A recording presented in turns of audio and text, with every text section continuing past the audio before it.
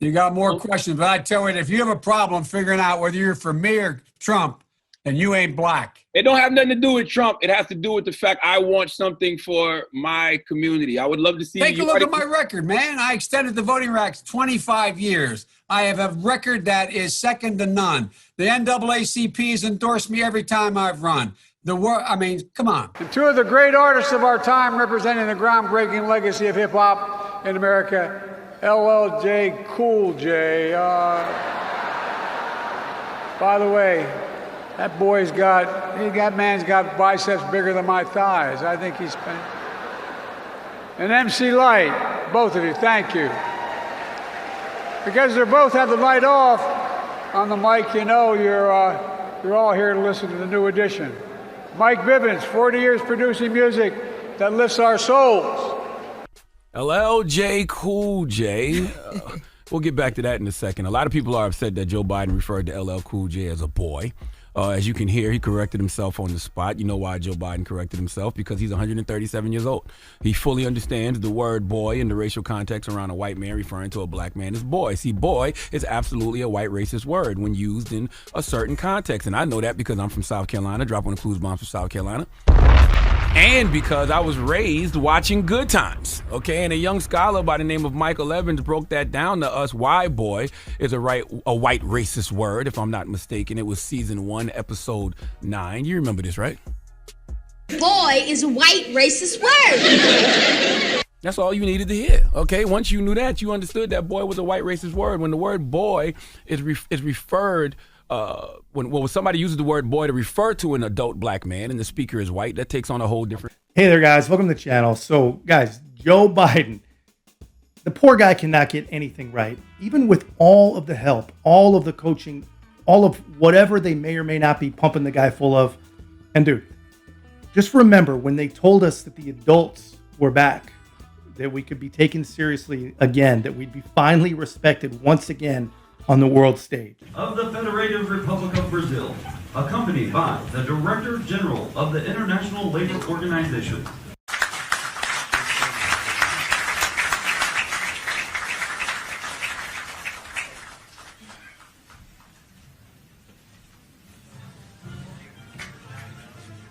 If you didn't catch that, I'll run it back again. Check this out.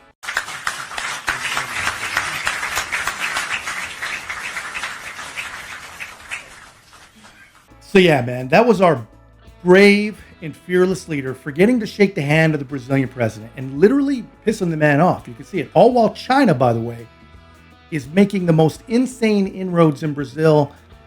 You know, they'll probably literally own the entirety of Brazilian natural resources by the time we're finally rid of Joe Biden.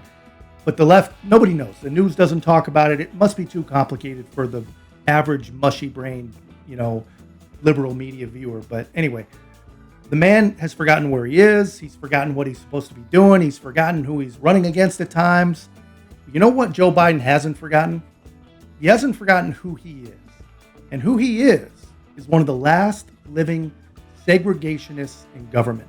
The man is just a textbook old Democratic bigot. But of course, every time he slips up, every time he says something derogatory, the left just chalks it up to Joe being Joe. Well, that might be changing. And I guess it takes, saying something racist about LL Cool J for the second time to finally upset the left. But here he is at a Christmas time, just this last Christmas, just assuming that this famous black guy, of course, must be a football player. Thanks to tonight's host, LL Cool J. I tell you what, man, he looks like he can still play. And I'm not talking about instruments. I'm talking about football or something. That man is... Anyway, I tell you what. So I don't know, man. Is that racist, guys? Let me know in the comments what you think. I know for a fact that if that was something said by Donald Trump, it would be 1,000% racist. We'd never hear the end of it. But here's what's great, I think. African-American voters are finally waking up to what it is that they've been sold by the party that somehow convinced them that they were the only choice. Everybody, thanks for getting up early with us this morning. Darnisha, I want to go to you first. You said you were not shocked by these numbers in this poll. Why was that?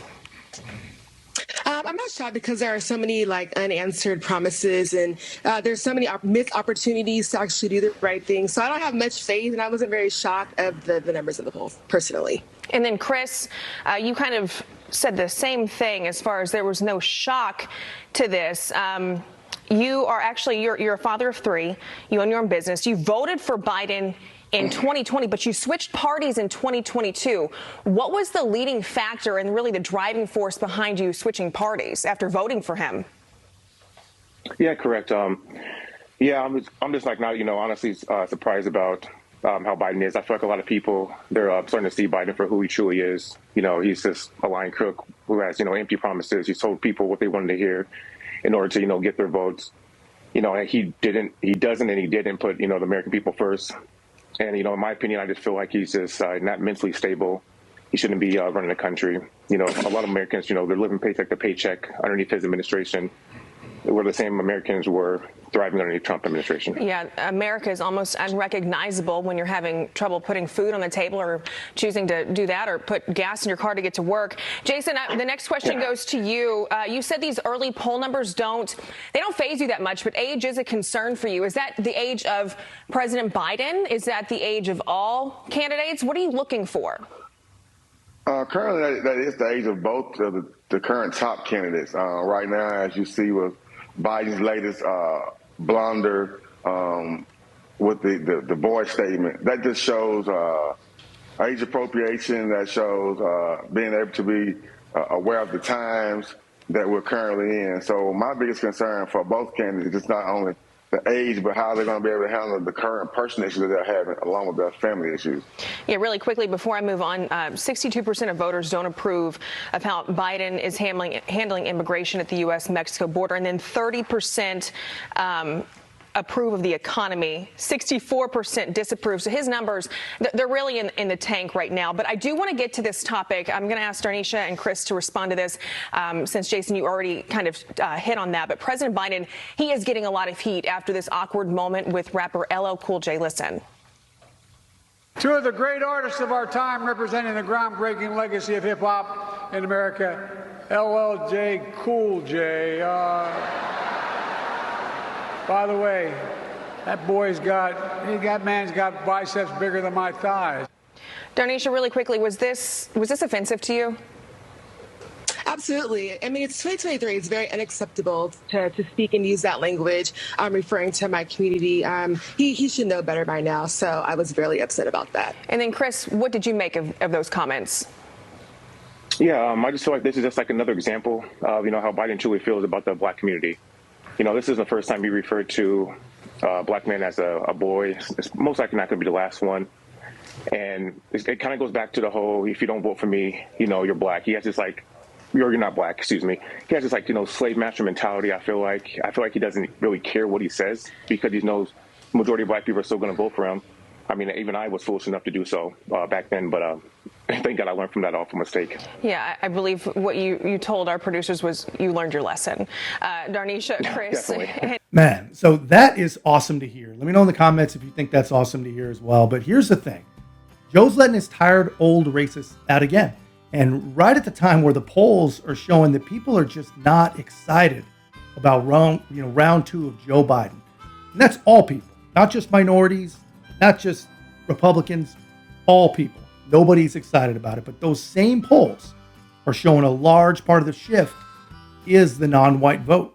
Enthusiastic are you about the presidential election? And you can see Republican to Democrat, there is a gap right there. Where's the lag for Democrats? We found a couple places. Non-white voters, you can see significantly less enthusiastic than white voters. And then how about this age gap? The youngest group of voters who Democrats have been trying to get excited and motivated, nearly 50 point gap there. So really an uphill battle to try to make sure voters don't stay home if you're Democrats. Yeah, that's it. And the problem for Democrats, too, the lack of enthusiasm about the election, there's clearly a lack of enthusiasm about the president himself, because we asked primary voters on the Democratic side, do you want options next year besides Biden? 59% said yes, they do. This is not a normal number for an incumbent. We asked the same question a year before Donald Trump sought re-election of Republicans.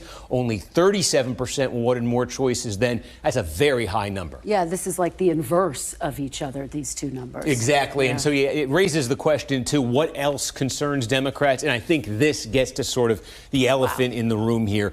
Biden's age and fitness. I mean, look at this contrast. We have talked so much about Donald Trump, the indictments, the legal woes. They are clearly a major or moderate concern to the majority of Americans. But Biden's age and fitness for office, almost 3 out of 4 in our poll. This is Democrats, Republicans, independents say it's a major or moderate concern for them. How about Trump? He's only a few years younger than Biden. A full 27-point gap right there. This is looming as a major problem for the president. So yeah, man, I completely agree. I mean, everything for Joe Biden is pretty rough right now. Things are not going well on any front. And I wish that wasn't the case. I wish that our country was doing so well, but it's not.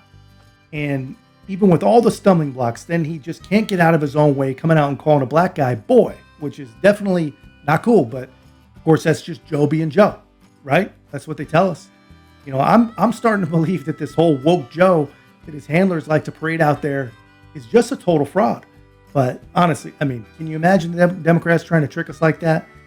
I don't know. But what I can imagine is the blatant and total double standard. And I'm sure I sound like a broken record, but man, can you imagine if a Republican had slipped up like that? They'd be forced to resign. But Biden gets the usual free pass because he's on the left. And that's still, you know, the worst thing about politics, and I should be used to it. It's been going on my whole life, but I just don't see how they continue to get away with it, man. Like, I guess I'd understand people giving them a free pass on their racism and their pandering if they were actually making the lives of minorities better, making the lives of anyone better. I can kind of get the free pass then, but you know, if they were actually delivering for people. But guys, they're complete and total failures. How do they keep getting a free pass? And you know, I just don't get it. I just don't get it. But we'll see what happens leading up to 2024. We'll see if it continues. And I sure hope, it looks like people are wising up and taking a look at what really is available to see. That's my hope, at least. But anyway, guys, that's just my take. Let me know yours in the comments. And if you haven't already, please make sure to like, comment, subscribe. Most importantly, share the channel. We'll see you in the next one.